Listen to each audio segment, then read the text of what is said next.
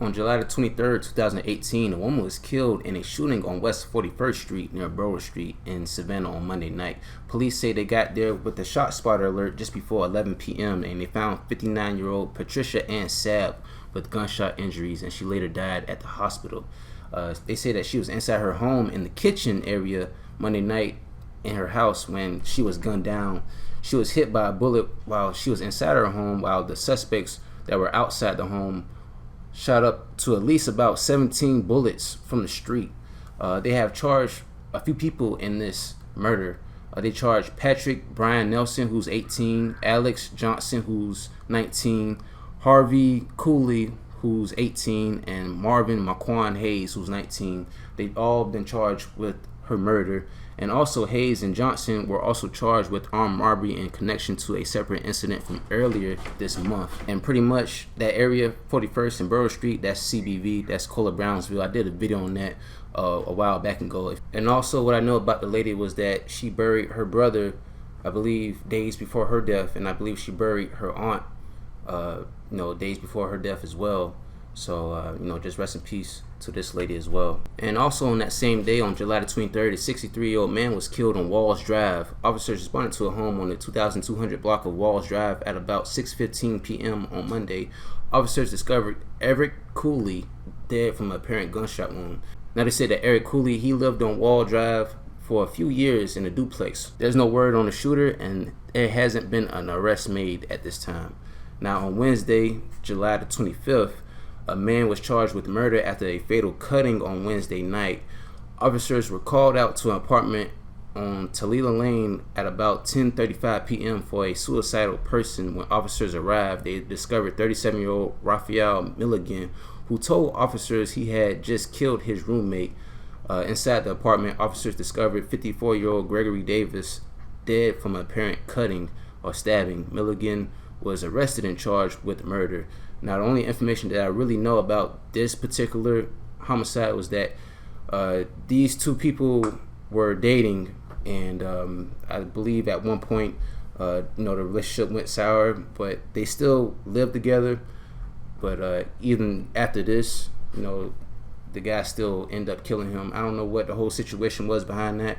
Even though they were still roommates, beyond them had broken up in a relationship. And also on Monday, July the 30th, 2018, Savannah Police Department charged Chance Cooper with criminal attempt and armed robbery, aggravated assault, and possession of a firearm by a convicted felon in reference to the Newcastle Street shooting that occurred prior to the Stratford Street incident. Moments later, Cooper and the officers were exchanging gunfire. And pretty much what happened, if you don't know where this is at, this is in West Savannah.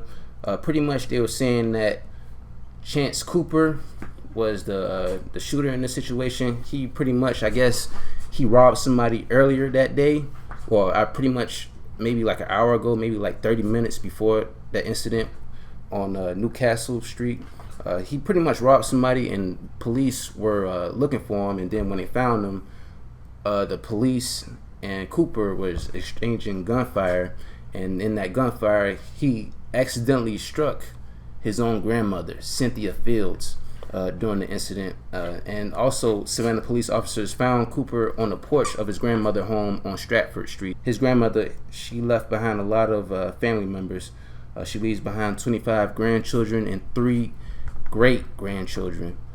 So pretty much this was all, I wouldn't even call it a big accident, because when you shoot somebody, you tend to shoot on purpose. But when those bullets fly, man, they don't have no name on it. They just have a precise location where it's gonna go. So rest in peace to Cynthia Fields. They just buried her like about a week ago. Well, not even a week ago. And in the last homicide, Savannah police have charged Javon Martrion Williams, who's 18, with the murder and the shooting death of Jernard Burton, aka Nardo.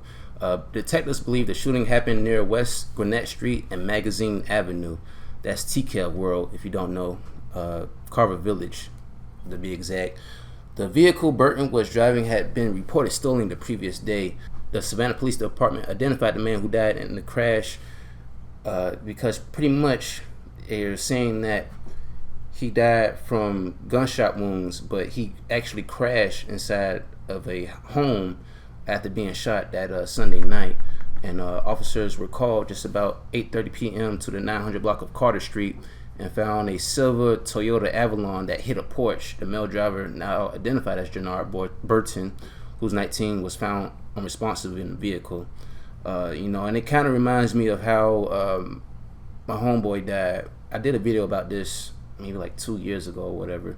I put this in the description box where, it's kind of like the same situation where my friend, now the thing that happened with my friend was that he died in Brunswick, I believe, and he was in the car. He was trying to get away from the shooter, but he was trying to back out, but he ended up getting shot anyway. But in this situation, it kind of seems like the same thing. He was trying to get away, but I don't think he was backing up. I think he was trying to drive forward, and then the process of driving forward, he got shot, and he ended up crashing inside of a home. Now, I like the home, and I drive on this road a lot because I not live in this area, but I work in this area, every day. I'm in TKF World every other day, working out there. And I drove on Carter Street, and I didn't see the actual house that was hit.